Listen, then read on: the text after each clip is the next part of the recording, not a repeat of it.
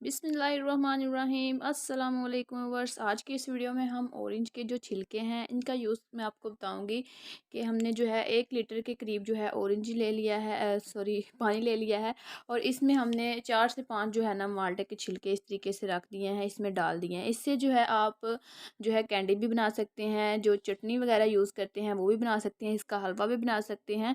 तो आज मैं आपको इसका यूज़ जो है वो बताऊँगी कि किचन हैक्स के लिए इसका यूज़ हम कैसे करेंगे और क्या इसके फ़ायदे हैं जो हम छिलके ऐसे ही फेंक देते हैं। अगर आप इसके फ़ायदे जान लेंगे, इस वीडियो को देख लेंगे, तो आप जो है इसके जो छिलके हैं माल्टे के बिल्कुल भी ज़ाया नहीं करेंगे, बल्कि आप इसका जो माल्टे के छिलके हैं इसका यूज़ करेंगे आप अपनी जो बच्चों की कैंडीज़ बनाते हैं उसमें। और काफ़ी ज़्यादा यूज़ हैं इसके, जो आज की वीडियो में आपको काफ़ी इंटरेस्टिंग जो है यूज़ेस मैं आपको बताने वाली हूँ, कुछ किचन की हैक्स के लिए बताने वाली हूँ।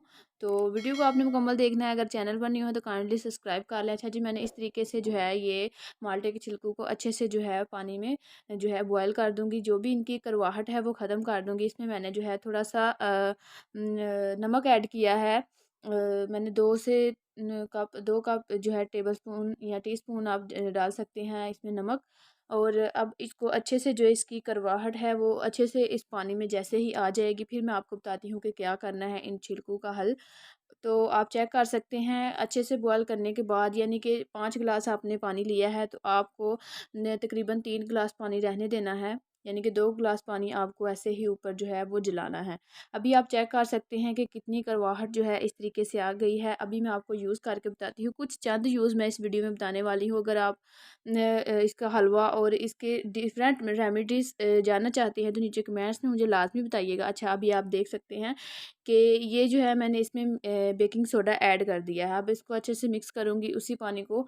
तो अब मैं ये थोड़ा सा नीम गरम, यानी कि गरम ही पानी है। तो अब इसको अच्छे से मिक्स करने के बाद आप अपने जो गटर के पैप होते हैं उसमें डाल सकते हैं, जहाँ से बदबू आती है, कीड़े निकलते हैं।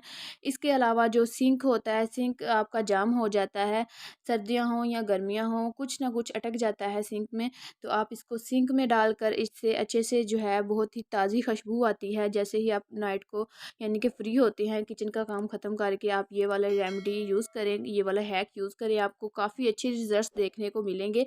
तो अभी आप चेक कर सकते हैं मैंने सिंक में जो है ये पानी ऐड किया। इसके अलावा आप अपने वॉशिंग जो बेसन होता है जहाँ फेस वॉश करते हैं, इसके अलावा जो गटर के पैप्स होते हैं जो बंद हो जाते हैं, जिससे काफ़ी बुरी वाली बदबू आती है, इसका जो कड़वा पानी है वो तो मैंने आपके साथ हैक शेक शेयर कर दिया।